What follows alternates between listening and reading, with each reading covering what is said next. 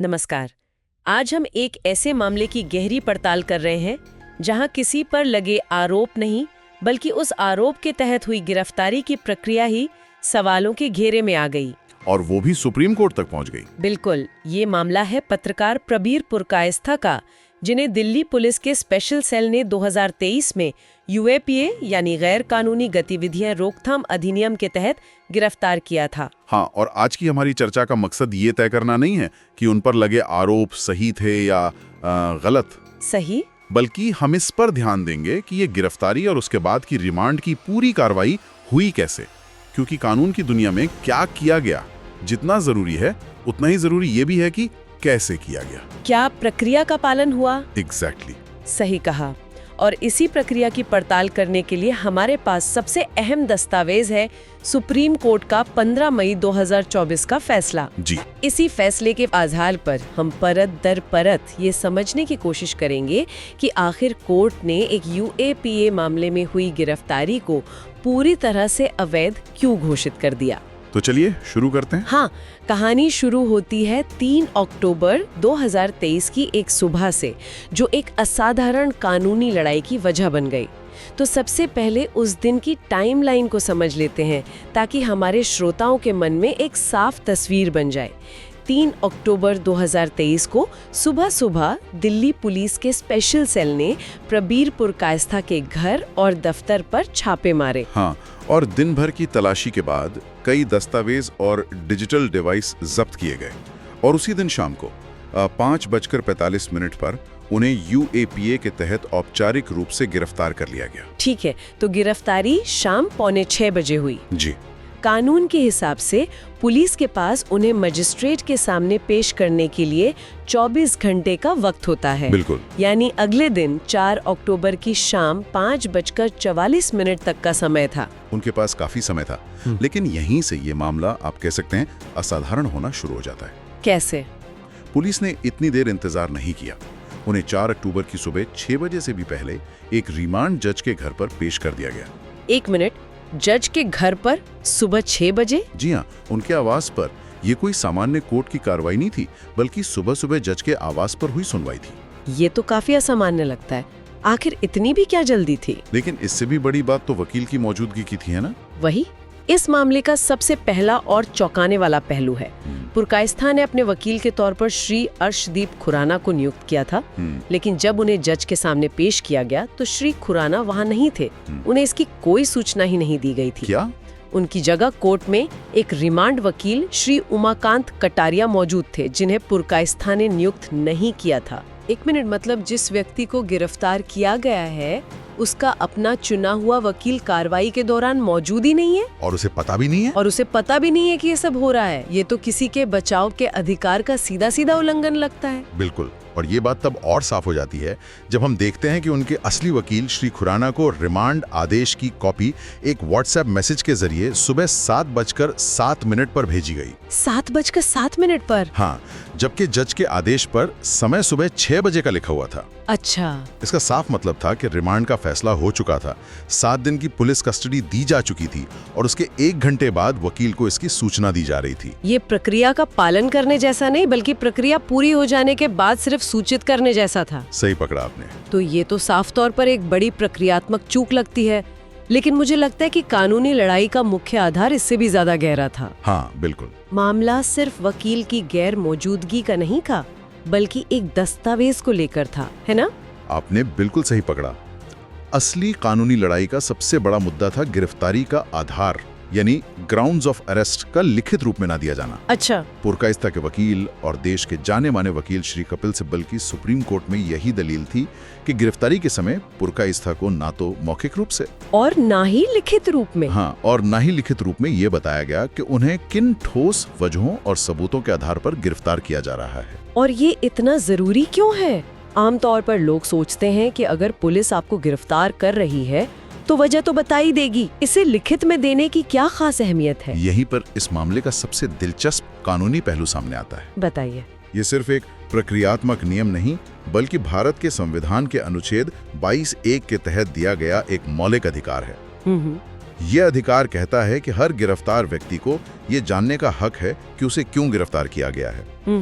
और इसी अधिकार को और मजबूत करते हुए सुप्रीम कोर्ट ने ठीक इसी गिरफ्तारी से एक दिन पहले 3 अक्टूबर 2023 को पंकज बंसल नाम के एक मामले में ये साफ कर दिया था कि गिरफ्तारी का आधार लिखित में देना अनिवार्य है। क्या कमाल का संयोग है। मतलब सुप्रीम कोर्ट एक नियम बनाता है और ठीक अगले ही दिन एक हाई प्रोफाइल गिरफ्तारी में उसी नियम के उल्लंघन का आरोप लगता है। बिल्कुल, टाइमिंग बहुत ही असाधारण थी। लेकिन पंकज बंसल का मामला तो पीएमएलए कानून से जुड़ा था और ये मामला यूएपीए का है, तो क्या सरकार ने ये दलील नहीं दी कि दोनों कानून अलग हैं और एक का फैसला दूसरे पर लागू नहीं होता? हाँ, सरकार की तरफ से यही मुख्य दलील दी गई थी। उनका कहना था कि पीएमएलए और यूएपीए के प्रावधान अलग हैं। और लेकिन सुप्रीम कोर्ट ने इस दलील को सिरे से खारिज कर दिया। कोर्ट ने कहा कि गिरफ्तारी के आधार को सूचित करने का प्रावधान दोनों कानूनों में भले ही थोड़े अलग शब्दों में लिखा हो, लेकिन उसकी जड़ एक ही है और वो है संविधान का अनुच्छेद 22। अच्छा, यानी ये एक संवैधानिक अधिकार है। यस, हाँ, ये एक संवैधानिक सुरक्षा कवच है जिसे किसी भी कानून के तहत नजरअंदाज नहीं किया जा सकता। कोर्ट के मुताबिक चाहे कानून पीएमएलए हो, यूएपीए हो या कोई और, किसी व्यक्ति की आजादी छीनते वक्त उसे लिखित में वजह बताना एक बुनियादी शर्त है। ठीक है, तो ये तो हुआ मुख्य कानूनी मुद्दा, लेकिन सरकार की दलीलें सुनने में काफी व्यवहारिक लगती हैं, खासतौर पर पंकज बंसल वाले फैसले की टाइमिंग को लेकर। हाँ, ये एक मजबूत पॉइंट लग रहा था। आखिर कोई अधिकारी वो कानून कैसे जान सकता है जो अभी सार्वजनिक रूप से उपलब्ध ही नहीं है? कोर्ट ने इस तर्क को कैसे देखा? देखिए, सरकार ने अपने बचाव में 3 मुख्य दलीलें दी।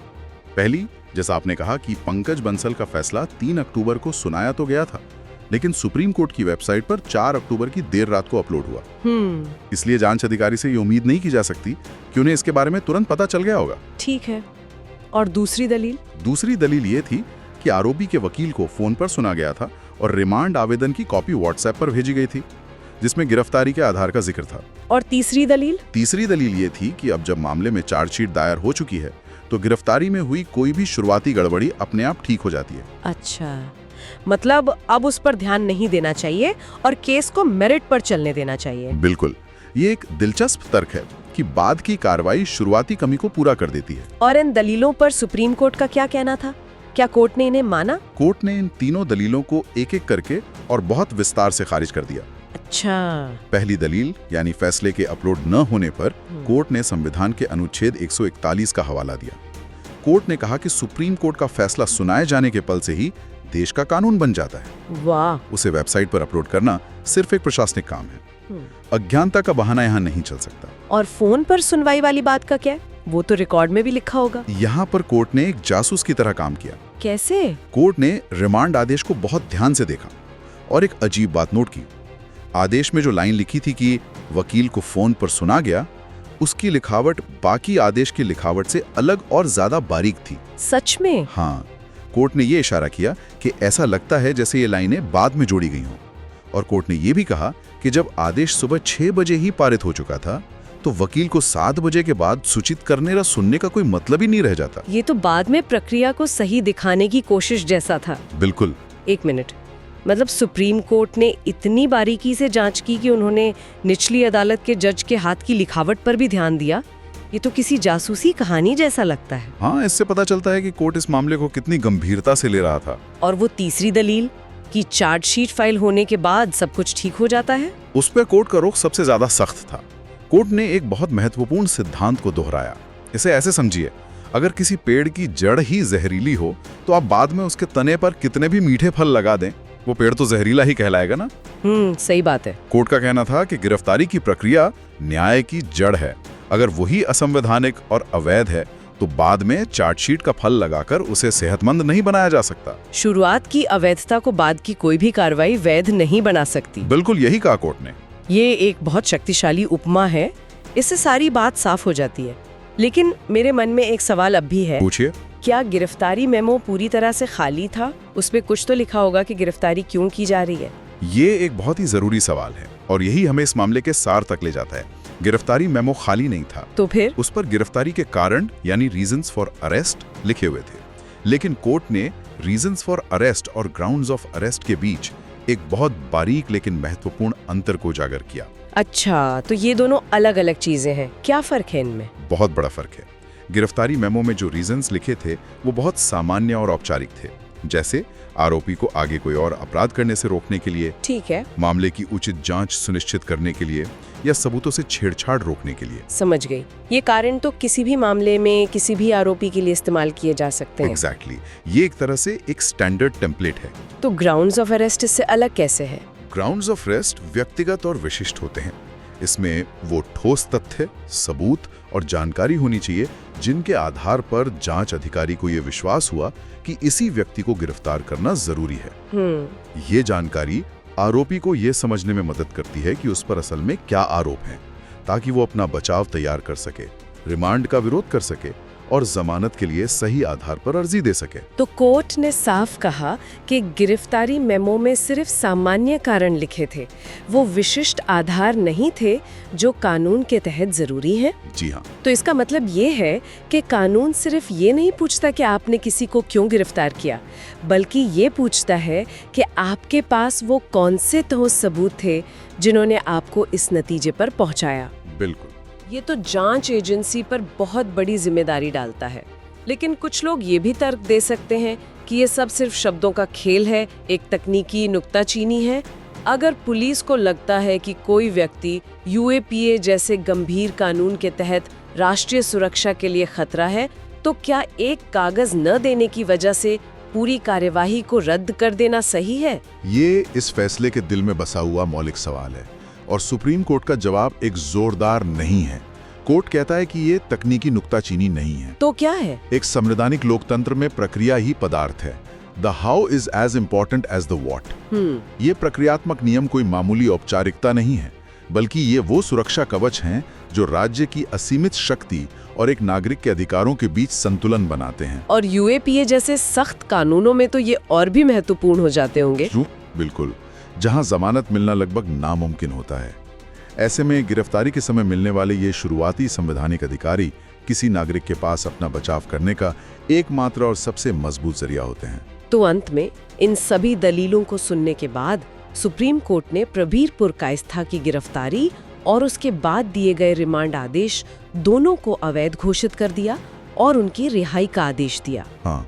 और ये फैसला मामले के गुण दोष पर, यानी आरोपों के सही या गलत होने पर कोई भी टिप्पणी किए बिना दिया गया। जी। फैसले का आधार सिर्फ ये था कि गिरफ्तारी के दौरान संविधान द्वारा दिए गए एक मौलिक अधिकार का उल्लंघन हुआ था।